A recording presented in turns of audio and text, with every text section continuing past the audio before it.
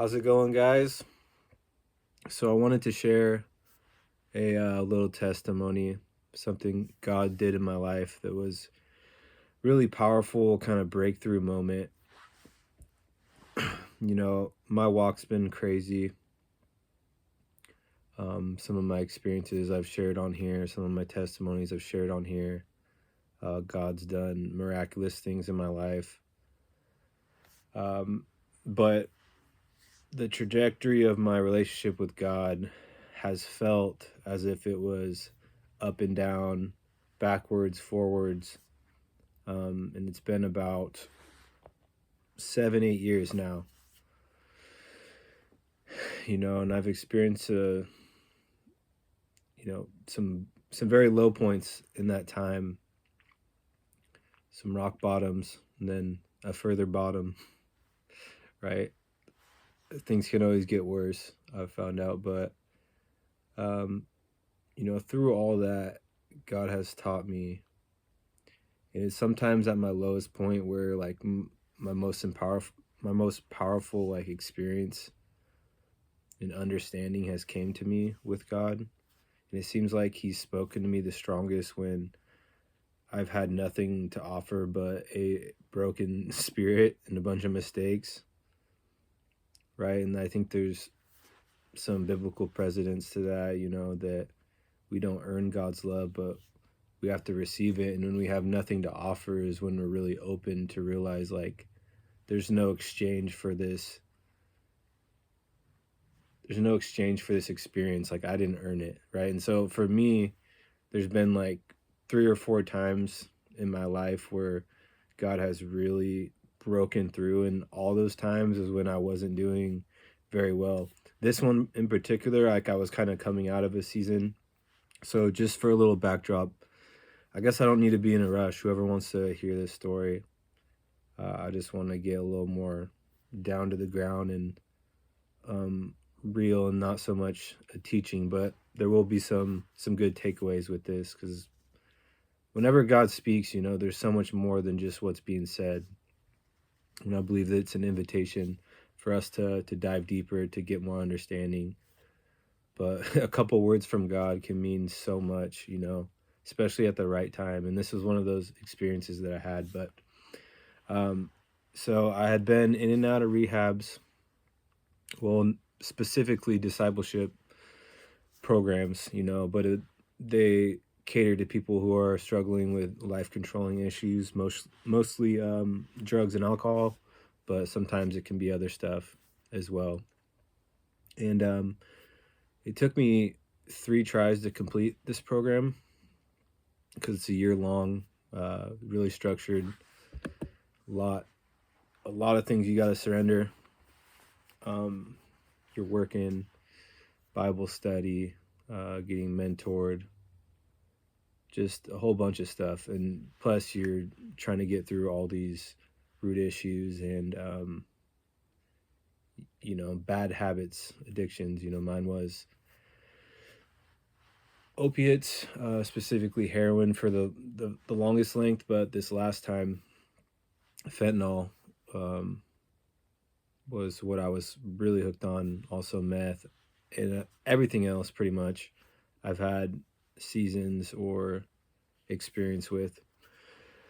Pretty much I really enjoyed doing drugs. It was a way for me to numb out. It was a way for me to cope with like life, in general. A source of like artificial comfort or peace that wasn't actually real. Uh, a way to deal with insecurities or whatever. I mean, the list is long for reasons, but yeah. So where I was at in this time was I had graduated this program. I had joined a missionary group. Ended up going to the Middle East. Really cool experiences there, but I didn't see the fruit that I wanted to see, like that I was expecting to see. And I think that had more to do with where I was at, not like God not moving.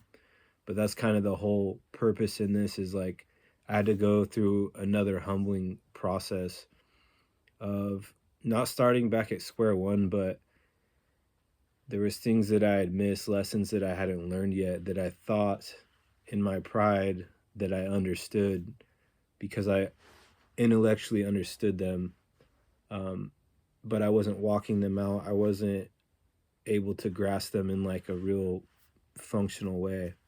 There was gaps in my relationship with God. So the Bible says pride comes before a fall, a haughty spirit before destruction, and that's kind of what I experienced. You know, I went basically all the way back uh,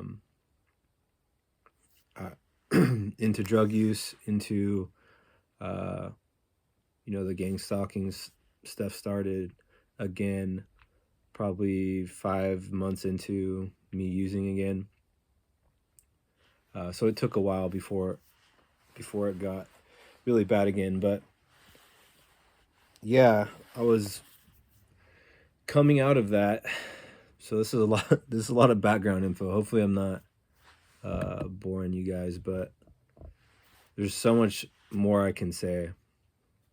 But I guess I'll get to the point of the story where I'm trying to get to. And this is kind of where I struggle with my testimony because there's like so many layers to it, and so much different things God was doing. In hindsight, I can kind of see it now, you know. But so where I'm at this point in the story, I finally decide I need the help again.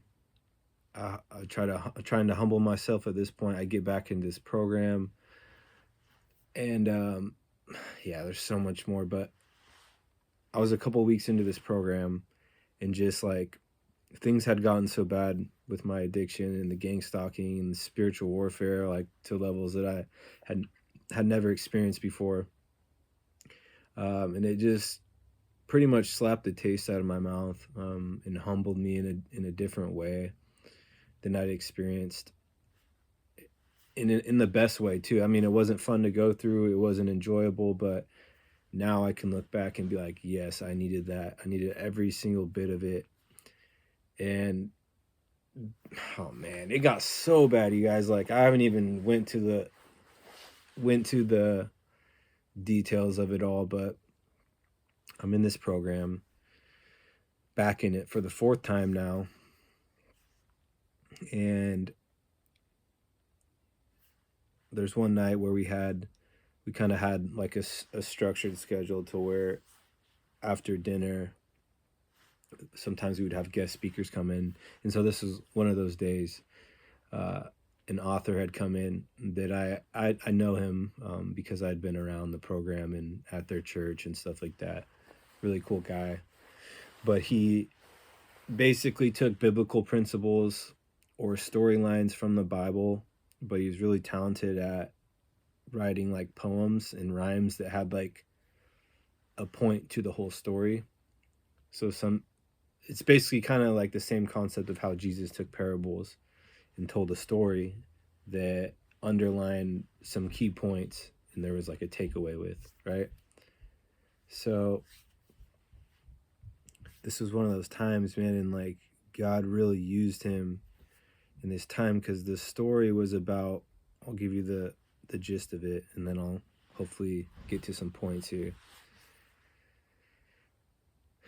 In the story, it's in Luke, I want to say 17. I'm not looking at it right now, but Luke 17 is about the 10 lepers.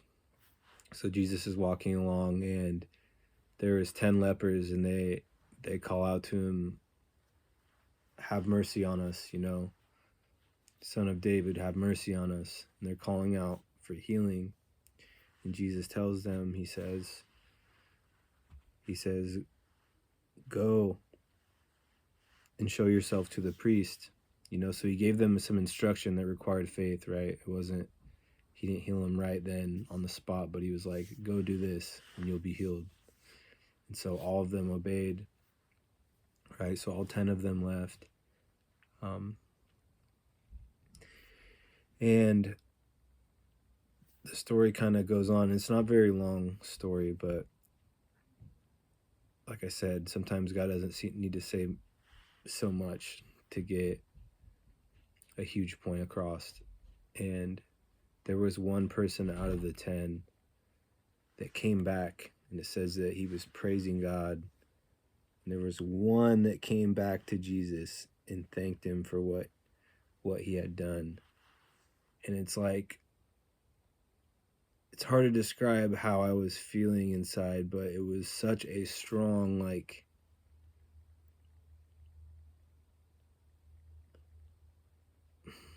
I don't know how to describe it really, but it's like it was such, I guess, an impression. And I even felt like God was speaking to me, and he was like, you're going to be the one who comes back to thank me. Like, I want this to be you. Like, look at this example. 9 got their healing and went on their way with their life, and 1 came back to thank me. And here I am. Every time I'm in this program, I can't wait to get out. I can't wait to get out. I can't wait to get out. And like, that was my problem. I was trying to dictate how God was going to use me, or I had these lofty ideas of how God was going to use me instead of just like obeying, And it was like not really something that I wanted to do, was stick around and like do a whole nother year of internship for very little money. I have ideas about my life still, and I want to get married. I want to have kids, like all these things. And it's like, but all that is secondary to what God was asking me to do. And like that stuff happened, upon obeying. But it was such a strong impression. Like I'm in this room with a bunch of grown men, right? And I'm not a big crier, like the only time, like even if I'm sad about something, it's hard for me to cry a lot of times, right? But like I cry a lot of the things of the Lord, right? Like it's just something that like really touches me in a way that's not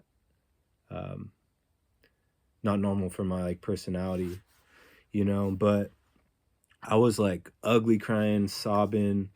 I don't know if I've ever cried this hard in my life. And it wasn't necessarily like I was in pain or anything like that, but it was just like a really deep thing in my soul that was like, I knew he was asking me to like stick around and thank him in that way. Don't just get my healing and try to go off and do your own thing. Like, I want you to be the one that thanks me and stays here. And I was like, it was hard to say yes to it, but as soon as I was like making it up, it was like God was doing all this while this guy's reading his story and his poem. Like, they probably thought I was nuts, you know what I mean? Everyone else is like stone-faced listening. I'm bawling in the corner. Literally. And it's just like, but it did something to me. It just like, it broke something off me. It was like my stubbornness, my pride, like, and just my breaking off my own will and like being okay with whatever God had for me. And even though I had still like these things I was worried about or, wanted for my life.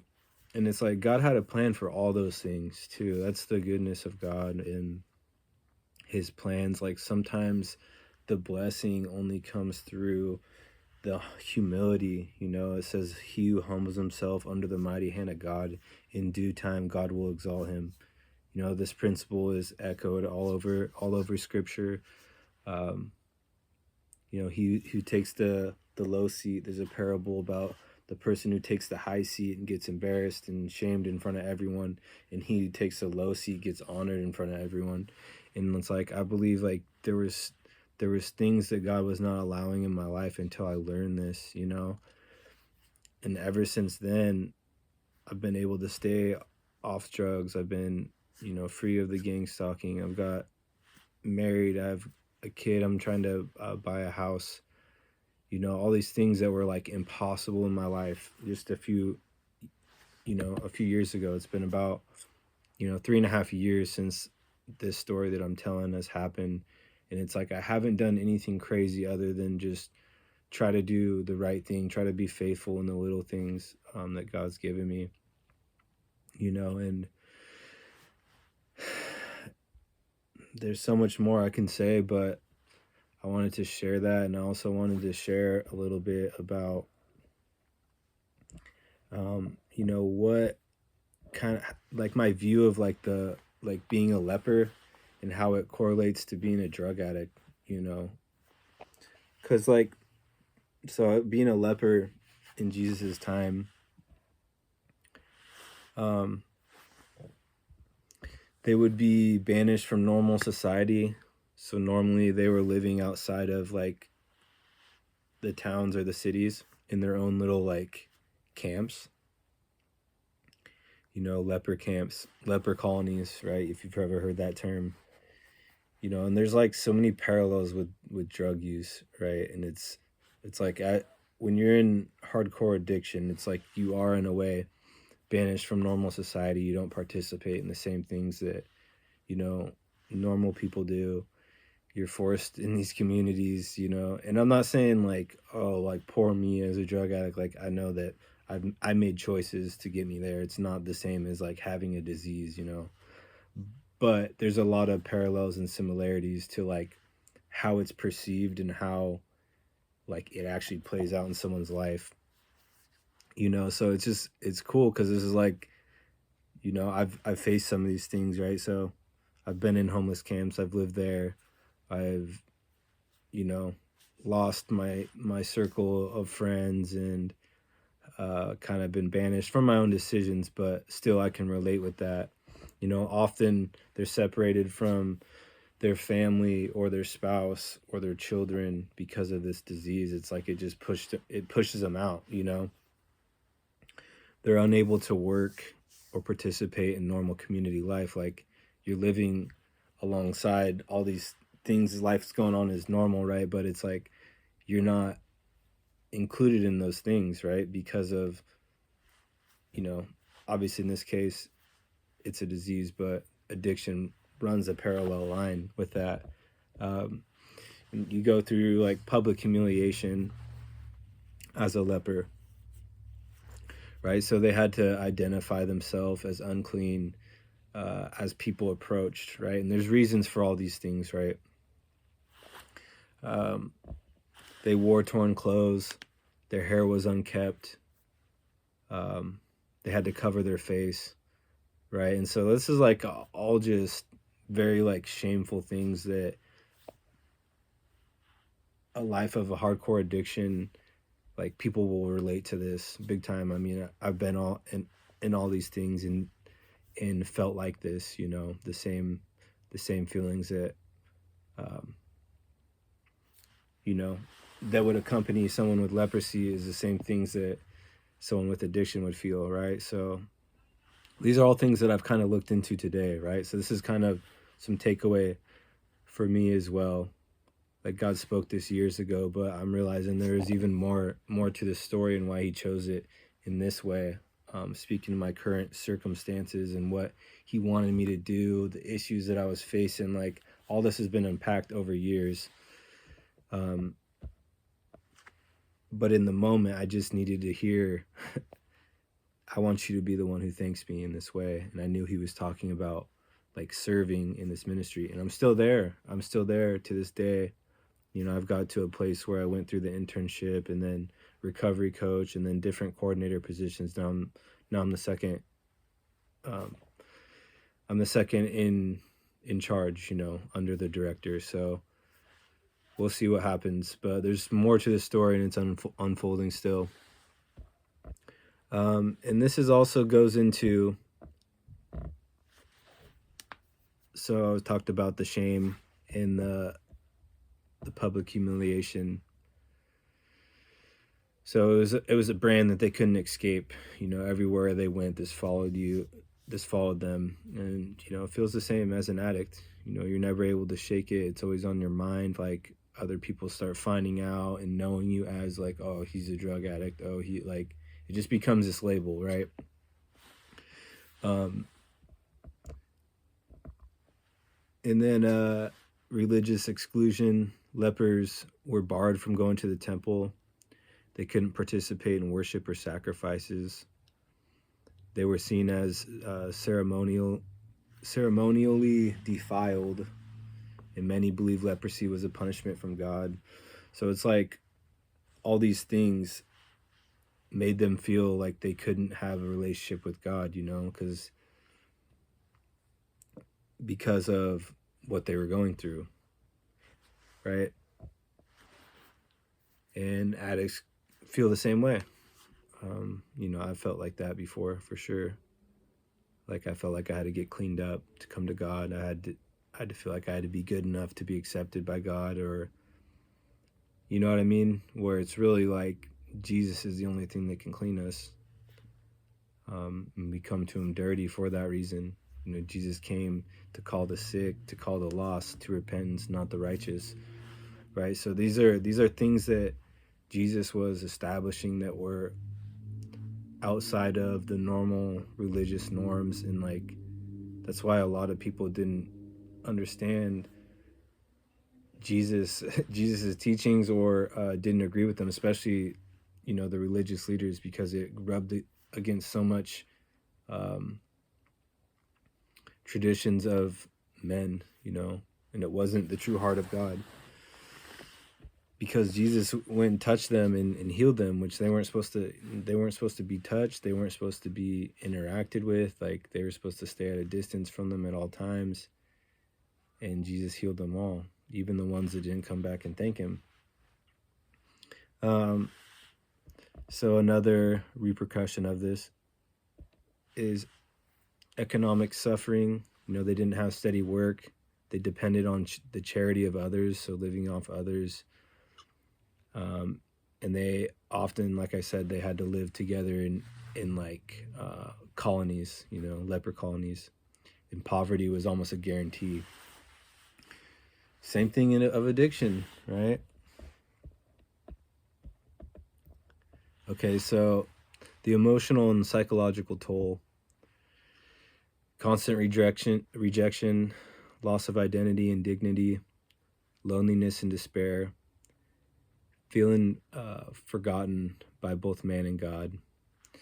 These are all things that you experience as an addict as well. So all this brought more meaning to why I feel like God used this story to like teach me, you know?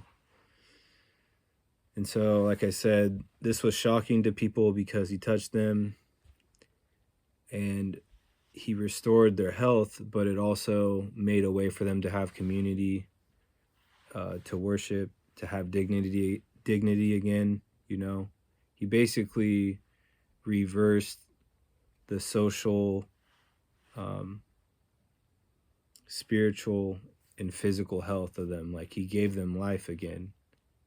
Like it was deeper than just the physical healing, right? And it's the same thing that like God has done in my life, you know. He's given me things that I've never had. He's given me understanding that I never had. He's given me relationships that I never had. So it was way more than just God healing me of addiction, you know, but like giving me a life that I never even envisioned, or, you know. So I'm still chewing on some of all this, but I don't know, man. God is amazing, and this is just like this happened 3.5 years ago. I'm still getting understanding from it, and this is just like one little testimony about what God did in my life. And yeah, like the more you seek him, it says that God is a rewarder for those who diligently seek after him, you know, and God promises those who seek him with all their heart, they will find him. So hopefully that's just some encouragement for you guys. You know, man's standard is not God's standard. Man's rejection is not God's rejection. So anyways, let me know if you guys watch this all the way through. I got a lot more things that I could share that are similar to this, and just things that God has spoken to me and how it's played out, and like, that's really what validates to me, like, man, like God really was speaking to me and telling me these things for a reason. And when I obeyed those things, I saw the blessing afterwards, even though it seemed to be at odds with what I wanted, right? Like God has our best in mind. God has his plan in mind, right? That we don't always see, and sometimes he'll give it to us in a way that we can only receive by trusting him and trusting our fears and our doubts and our what ifs and all that stuff. Like that stuff needs to be just given to God. And I know that sounds cliche, but there's only one way you're going to be able to find out, and that's by going all the way in with what he's telling you to do. Anyways, God bless you guys.